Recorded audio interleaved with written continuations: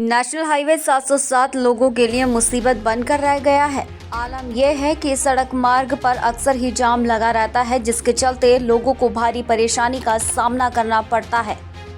जानकारी के मुताबिक नेशनल हाईवे 707 पांवटा साहिब शिलाई पर शनिवार रात्रि निर्माणाधीन कंपनी के द्वारा की गई ब्लास्टिंग के चलते बंद हो गया, जिसके चलते रात 8 बजे से सुबह 10:30 बजे तक नेशनल हाईवे बंद रहा।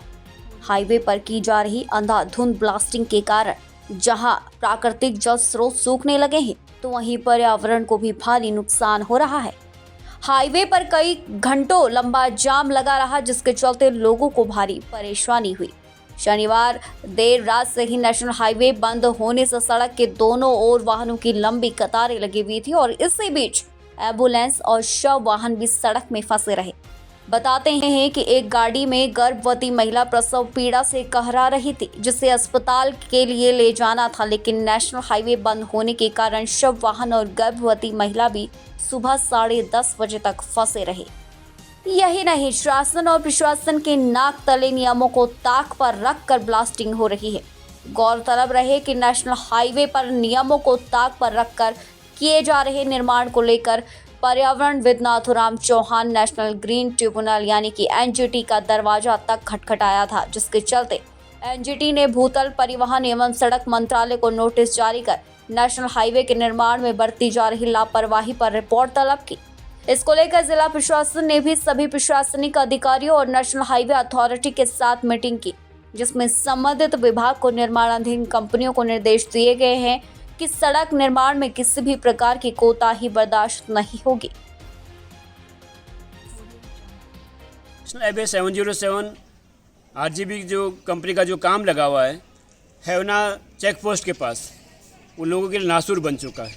रोज़ रोड ब्लॉक होता है, रोज़ रोड वहाँ पर ब्लॉक किया जाता है, होता नहीं किया जाता है। जिलेटिन का प्रयोग वहाँ पर रोज़ हो रहा है, रोज़ वहाँ धमाके किए जा रहे हैं। पिछले दिनों डीसी महोदय ने आदेश पारित किए थे, नियम अनुसार काम होना चाहिए। मंत्री महोदय जी ने भी कहा है, पर जितना योगदान माननीय उद्योग मंत्री जी का इसको रोड को नासूर बनाने में इतना योगदान किसी और का रहा नहीं होगा। माननीय उद्योग मंत्री हर्षवर्धन चौहान जी दो मुँह सांप की तरह काम कर रहे हैं। एक तरफ तो कहते हैं, अखबारों में छपवाते हैं, मीडिया में छापते हैं कि नहीं काम नियम अनुसार होना चाहिए, दूसरी तरफ अपने लोगों को बोलते हैं, ठेकेदारों को बोलते हैं नहीं करो, जो हो रहा होने दो। और यहाँ तक कि अधिकारियों को भी ऐसे ही कहते हैं। नहीं, किसी अधिकारी की हिम्मत नहीं है कि कोई अधिकारी ऐसे दिन दहाड़े जिलेटिन उड़वाने दे, कि अधिकारी को नहीं दिखता वहाँ पर। रोज़ रोड ब्लॉक हो रहा है, इतना हार्ड पोर्शन है, वो ऐसे नहीं गिर सकता। वो धमाके होते हैं रोज़, धमाके किए जाते हैं रोज़।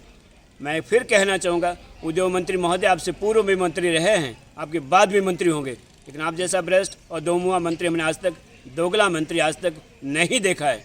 ये आपके लिए भी सही नहीं है। मैं 20 बार, सैकड़ों बार कह चुका हूँ आपको भी और आपके लोगों को भी।